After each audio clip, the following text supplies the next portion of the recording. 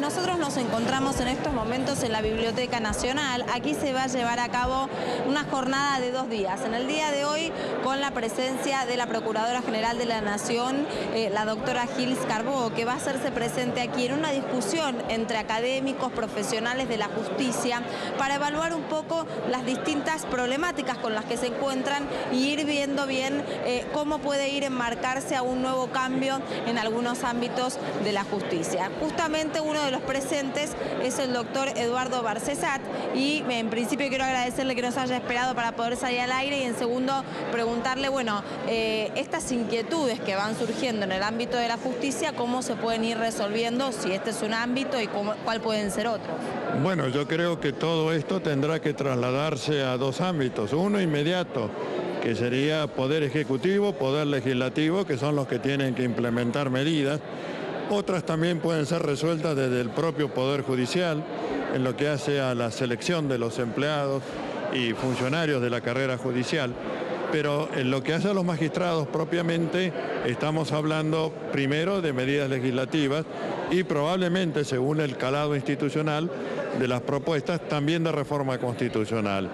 Entonces, la propuesta que yo voy a llevar a este plenario de magistrados autoconvocado es la de introducir criterios interpretativos respecto de la permanencia por vida en el cargo judicial y en base a la expresión de que deben acreditar buen desempeño y buena conducta a los jueces, que haya una periodización de su mandato y que deban concursar por antecedentes y oposición para renovar el cargo, renovación que puede ser y debiera ser indefinida, pero siempre en contraposición con el examen de sus antecedentes y con otros posibles aspirantes a ingresar a la judicatura, y que esto sea valorado por el Consejo de la Magistratura mediante el mecanismo similar al que se utiliza para la selección de jueces. Sí. Doctor Pablo Dugan lo saluda. ¿Cómo anda? Un gusto charlar con usted. ¿Qué dice Dugan? Bien, bien. Bueno, bien. Le pregunto, estos cambios son muy interesantes y alguno de ellos implica, por lo que yo lo escucho con mucha atención, implicaría una reforma constitucional, porque entiendo que la Constitución dice que los jueces duran en sus cargos mientras dure su buena conducta. ¿Usted está proponiendo o alguna idea de que haya una periodicidad? ¿Esto implica una reforma constitucional para llevar adelante esta democratización de la justicia o podría...? Sería mucho más cómodo hacerlo con una reforma constitucional. Pero como esto concita otros debates, entiendo que puede hacerse por vía de interpretación de estos textos constitucionales. Aquí sería un tríptico, el artículo 1 de la Constitución Nacional, que habla de poder republicano, y republicano significa periodicidad, control popular y publicidad de los actos, con el principio de idoneidad del artículo 16 de la Constitución Nacional, que estaría implicando que esa idoneidad no puede ser dada de una vez para siempre, sino que tiene que ser validada como son validados en los cargos académicos, periodo de cada 7 años. Claro, lo que pasa es que la ley, el artículo de la Constitución es claro, dice, mientras dure la buena conducta. Estaríamos presuponiendo que tienen mala conducta, a partir de tantos años tienen mala conducta y entonces tienen que renovar su fuero, ¿no? Digamos, su jurisdicción como jueces. Pero lo que pasa es que la expresión buena conducta, entiendo, debe ser entendida en una pragmática judicial como buen desempeño. Y esto no creo que sea contrario al examen del buen desempeño, sino el instrumento más idóneo. Y tan idóneo lo es que ya se está implementando en el Ministerio Público Fiscal y en el Ministerio Público de la Defensa, de manera que no es que estemos trayendo un invento o una utopía, sino algo que ya tiene acreditación académica en las universidades y ahora acreditación en funciones auxiliares a la de la Administración de Justicia y que entiendo pueden ser trasladadas sin ningún tipo de resquemor, llamémosle así, a la Administración de Justicia misma. Barcesat, muy buenas tardes. Daniela Ballester lo saluda. Quiero preguntarle, en relación a esto, ¿en manos de quién estaría, en manos de quién estaría evaluar estas conductas, ¿no? ¿Y cuáles serían los parámetros? Porque este también es otro debate. ¿Cuáles serían los parámetros para determinar cuáles son estas buenas conductas o conductas éticas de los jueces? Consejo de la Magistratura, y para mí entender, ese Consejo de la Magistratura que tenga un tramo de representación popular por vía de votación directa, es decir, que haya presencia de pueblo en la composición de la entidad que tiene que elegir a los jueces, valorarlos en la reválida de sus cargos y también, en su caso, proponer la sustitución de los mismos por candidatos que hayan satisfecho con mejores parámetros de idoneidad la calidad de aspirantes a ocupar cargo en la función.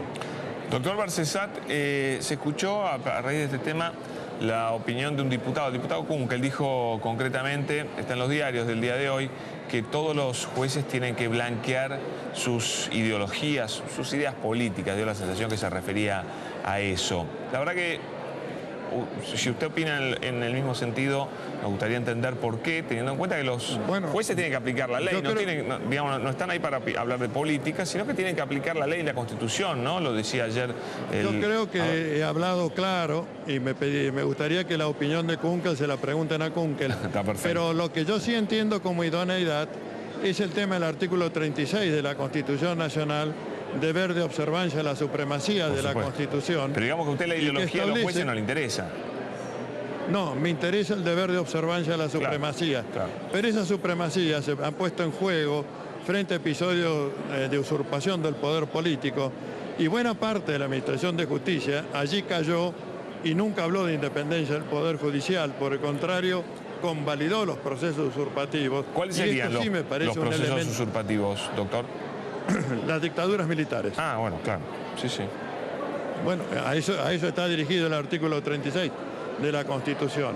Entonces, esto sí es una cosa que debe ser investigada, debe ser valorada si el candidato ha tenido una conducta digna frente a los episodios usurpativos. Y, por supuesto, elemento muy claro es el texto de la Constitución que dice: el que ha prestado servicio a la usurpación quede inhabilitado a perpetuidad a ocupar cargo o función pública alguna. Pero actualmente hay jueces que sirvieron como jueces durante el proceso militar, ¿o no? Esta fue la gran falla del inicio de la transición democrática. Es cierto que esta cláusula recién se incorpora en el 94, pero entiendo que a partir de la incorporación constitucional, toda autoridad que intervenga en el nombramiento, designación o remoción de jueces tiene que examinar estos antecedentes, como se examinaron, por ejemplo, los títulos de Patti y de Bussi cuando pretendieron ingresar al Congreso de la Nación. Así que esta es aunque sean miembros de la Corte Suprema, doctor, aunque sean miembros de la Corte Suprema. La Corte Suprema, usted sabe que tiene un estatuto diferenciado, y por lo tanto lo que yo he hablado es aquello que en el artículo 106 de la Constitución se llama demás tribunales inferiores, es decir, de la Corte para abajo.